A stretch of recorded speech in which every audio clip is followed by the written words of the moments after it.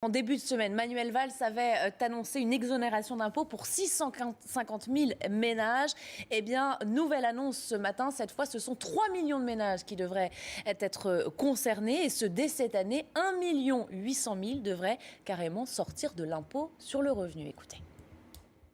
La mesure que nous allons prendre permettra à 1,8 million de ménages de sortir de l'impôt sur le revenu. 1 million. Il faut sortir de cette logique de l'impôt qui empêche les ménages de consommer et qui empêche notre économie de retrouver la compétitivité.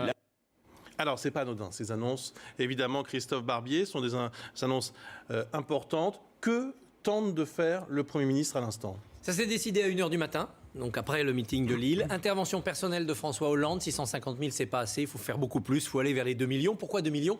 Parce qu'en 2012, l'augmentation du nombre de Français qui sont rentrés dans l'impôt pour 2013 ou 2014, ça a fait passer de 18 à 20 le nombre de contribuables. Donc là, on va redescendre simplement à l'an zéro de l'ère Hollande en termes de nombre de contribuables. Pendant ce temps-là, tous les riches sont montés, eux, ils restent en hauteur pour l'imposition, mais on va faire sortir les pauvres qui étaient mécaniquement montés dans l'impôt sur le revenu. Sachant que quand on n'est pas dans l'impôt sur le revenu, on a aussi des ristournes, des dégrèvements en termes d'impôts locaux. Donc le cadeau, il est réel, il est concret, il doit se traduire de deux manières.